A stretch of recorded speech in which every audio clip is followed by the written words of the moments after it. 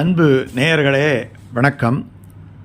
இந்த பாவரிசை படங்கள், அது வெற்றி படங்கள் நிறையா கொடுத்துருக்கிறார். அதில் ஒன்று இந்த பார்த்தால் பசி தீரும். 1962ஆம் ஆண்டு இந்த படம் வெளிவந்தது. பீம்சிங் இயக்கத்தில் வெளிவந்த இந்த திரைப்படத்தில் சிவாஜி கணேசன், ஜெமினி கணேசன், சாவித்ரி, அப்புறம் குழந்தை நட்சத்திரம், ரொம்ப முக்கியமாக சொல்லணும் அப்படின்னு சொன்னால் இன்றைக்கி ரொம்ப ஃபேமஸாக இருக்கிறார் இல்லையா கமலஹாசன். இந்த கமலஹாசன் இதில் பார்த்திங்கன்னா ஒரு குழந்தை நட்சத்திரமாக நடிச்சிருப்பார். இப்படி பலர் இதில் கதை வசனம் யாருன்னு சொன்னால் பல வெற்றி படங்களை கொடுத்த ஒரே நேரத்தில். இப்போ எம்ஜிஆருக்கு எழுதுகிறவங்க சிவாஜிக்கு எழுத மாட்டாங்க, சிவாஜிக்கு எழுதுகிறவங்க எம்ஜிஆருக்கு எழுத மாட்டாங்க. ஆனால் எல்லா எம்ஜிஆருக்கும் சிவாஜிக்கும் சமகாலத்தில் ஒரே நேரத்தில் ரிலீஸ் ஆன படம். அப்படி இருந்த படத்துங்களுக்கெல்லாம் எழுதி தந்த ஒரு பெரிய வெற்றிகரமான வசனகர்த்தா யார் அப்படின்னு சொன்னால் ஆரூர் தாஸ் தான். ஆரூர் அப்படிங்கிறது திருவாரூர். இந்த ஆரூர் தாஸ் தான் நூற்றுக்கணக்கான படங்கள், அப்புறம் அது இந்த மொழி மாற்றம் நிறைந்த படங்கள், எப்பேற்பட்ட ஜாம்பவான்களை எல்லாம் சமாளிச்சிருக்கிறாரு. உங்களுக்கு பாசமலர் வசனம் யார்? அவர் தானே. அதே மாதிரி பார்த்தால் பசி தீரும், படித்தால் மட்டும் போதுமா, எல்லாம் ஆரூர் தாஸனுடைய வசனங்கள் தான். அப்படி ஒரு வெற்றி படர் வசனகர்த்தாவாக இருந்தவர். ரொம்ப காலம் இருந்தார். டி நகரில் ரொம்ப காலம் வசித்து வந்தார். அவங்க ஒய்ஃப் ஒரு ஸ்கூல் டீச்சரு. 91 வயதில், இப்போ ஒரு 2-3 வருஷத்துக்கு முன்னாடி தான் அவர் காலமானார். அவருடைய வெற்றி படங்களிலே ஒன்று இந்த பார்த்தால் பசி தீரும். அதில் ஒரு 7 பாட்டு, எல்லாமே சூப்பர் பாட்டு. அன்று ஊமை பெண்ணல்லோ, ஒரு அற்புதமான பாட்டு. அதில் ஆனா அவனா எல்லாம் சொல்லித்தர மாதிரி எம்எஸ்வி ரொம்ப அற்புதமாக இசையமைச்சிருப்பார். அது பார்த்திங்கன்னா 2 தரம் ரிப்பீட்டடாக வரும். அதே மாதிரி உங்களுக்கு பிள்ளைக்கு தந்தை ஒருவன், அருமையான பாட்டு. அதில் எனக்கு ரொம்ப பெரிய அளவில் பிடிச்சது இந்த சுசீலாவினுடைய அந்த ஊசி மாதிரியான ஒரு அற்புதமான குரலில் அவங்க பாடின பாட்டு இருக்குது இல்லையா, யாருக்குமா பிள்ளை யாரோ. என்ன அழகான பாட்டு தெரியுமா. ஆனால் நம்ம இப்போ பார்க்க போகிறது வேற ஒரு பாட்டு. இந்த படம் ஒரு பொங்கல் அன்னைக்கு தான் வந்தது, தை 14. மிகப்பெரிய வெற்றி பெற்றது, வசூலை அள்ளி குவித்தது. இது தெலுங்கு மொழியில் பவித்ர பிரேமா அப்படிங்கிற பெயரில் இது மொழி மாற்றம் பண்ணி ஆந்திர மாநிலத்தில் அது வெளியிட்டாங்க. அங்கேயும் வெற்றி படம் தான். இதில் இன்னொரு சிறப்பு என்னன்னா, பொதுவாக ஒரு கதாநாயகி வச்சாலே ரொம்ப கஷ்டம். இதில் 3 கதாநாயகிகள்னாலும் பேர் வாங்கினவங்க. சாவித்ரி, சவுகா ஜானகி, சரோஜா தேவி. இது ஏவிஎம் எடுத்த படம். இதில் என்ன பிரச்சனை ஆகிடுச்சுன்னா, இந்த 3 பேரும் டாப்பில் இருந்தாங்க. அப்போது சாவித்ரி டாப்பில் இருந்தாங்க, சவுகா ஜானகி, சரோஜா தேவி சொல்லவே வேண்டியில்லை. அப்போ சரோஜா தேவியை பட தயாரிப்பாளர்களெல்லாம் டேட்டுக்காக காத்திருந்த ஒரு நேரம் அது. எல்லாருக்கும் ஒரு நேரம், உயர்வான நேரம் வரும் இல்லையா, அப்படிப்பட்ட நேரம். அப்போ சைமல்டேனியஸாக 3 பேருக்கு இருக்கும்போது டைட்டில் கார்டு போடும்போது பிரச்சனை வந்துருச்சு. என்ன பண்ணுறது ஏது பண்ணுறதுன்னுட்டு எப்படி சமாளிக்கிறதுனே தெரியாமல் ஏவிஎம் செட்டியார் என்ன பண்ணுறாரு, உங்கள் அபிமான நட்சத்திரங்கள் நடிக்கும் அப்படி. அதுக்கப்புறம் அதை ரொம்ப பேர் ஃபாலோ பண்ண ஆரம்பித்தாங்க. அப்படி போட்டார்.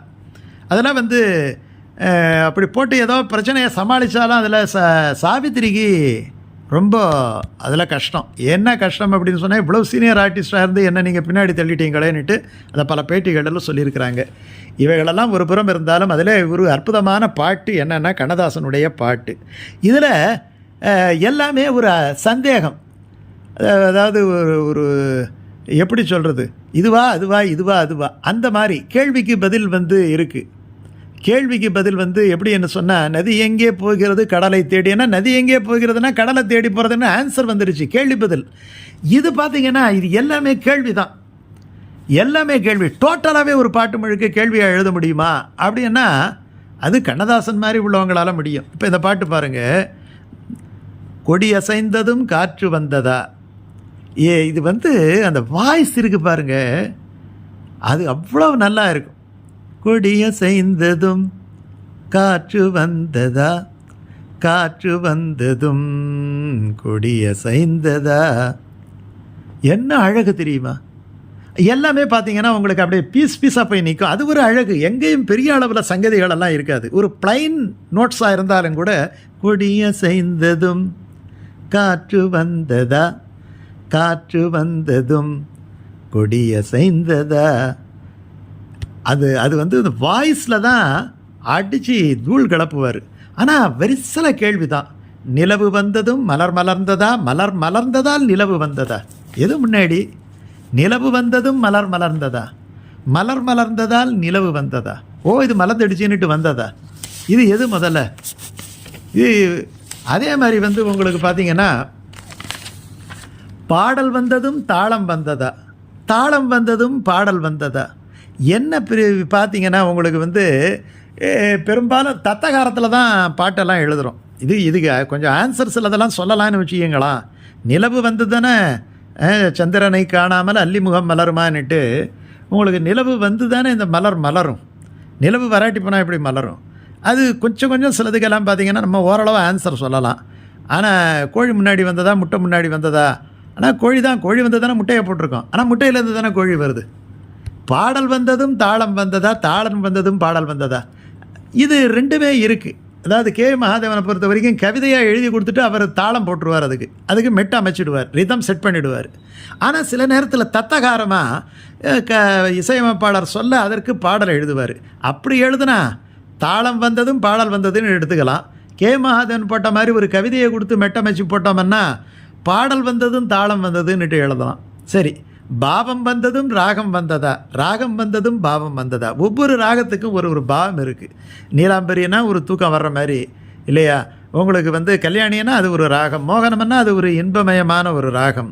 இப்படி ஒரு ராகத்துக்கும் ஒரு குணாதிசயங்கள் இருக்குது. அந்த ராகத்தை கேட்கும் போதே இன்றைக்கி மியூசிக் தெரப்பி அப்படின்ட்டு சொல்கிறாங்க. அந்த மாதிரி உங்களுக்கு ராகம் வந்ததும் பாவம் வந்ததான்னா அந்த பாவத்துக்கேற்ற ராகமா இல்லை ராகத்துக்கேற்ற பாவமா? ராகத்துக்கு ஏற்ற பாவமா? ஆனால் ஒரு விஷயம், இப்போ அந்த பாவத்துக்கு ஏற்ற மாதிரி ராகத்தை மாற்றுறாங்க. உதாரணமாக எடுத்துக்கிட்டால் ஒரு சுபபந்துவராளி அப்படிங்கிற ராகம் ஒரு பேத்தட்டிக் ராகம் அப்படின்ட்டு தான் சொல்லுவோம். ஒரு இரக்க உணர்வையும் ஒரு துக்க உணர்வையும் ஒரு அப்படியே இரக்க உணர்ச்சியை காட்டுகின்றதாகவும் இருக்குதுன்னு சொல்லுவோம். ஆனால் இளையராஜா என்ன பண்ணியிருப்பார், அதை பார்த்து ஒரு காதல் டுயேட்டுக்கு போட்டிருப்பார். கண்டுபிடிப்பேன் கண்டுபிடிப்பேன் அப்படின்ட்டு ஒரு பாட்டு சுபபந்து வரையிலே போட்டிருக்கிறார். அப்போது இந்த ராகத்தை வந்து பாவம் மாற்றிடுறாரு இல்லையா, அதுக்கு உள்ள அந்த ஃப்ளேவரை மாற்றுறாரு பாருங்க. இதுக்கு அடுத்தது கண் திறந்ததும் காட்சி வந்ததா, காட்சி வந்ததும் கண் திறந்ததா? காட்சி ஏற்கனவே இருக்குது, கண் திறந்ததான் காட்சி வரும். பருவம் வந்ததும் ஆசை வந்ததா? அற்புதமான கேள்வி இல்லையா? பருவம் வந்ததும் ஆசை வந்ததா, இல்லை ஆசை வந்ததும் பருவம் வந்ததா? நீங்கள் கிராமப்புறத்துலலாம் இது போட்டோம்னா ரொம்ப அற்புதமாக சொல்லுவாங்க. ரொம்ப கடைசியில் முடிக்கிறாரு பாருங்கள். வார்த்தை வந்ததும் வாய் திறந்ததா, வாய் திறந்ததும் வார்த்தை வந்ததா? எப்படி வரும்? மனசில் நினச்சிக்கிட்டு ஒன்று சொல்லணும் அப்படின்ட்டு நினைக்கிறோம், மனசுலேயே இருக்குது. இப்போ வாய் திறந்தால் தானே வார்த்தை வரும். அப்போ சொல்லணுமேங்கிறது நினைக்கிறதுக்காக, அதாவது சாப்பாடு சாப்பிடணுன்னுட்டு வாயை திறக்கிறதா, இல்லை வாயை திறந்துட்டான்னுட்டு கொண்டு போய் சாப்பாட்டை போடுறதா?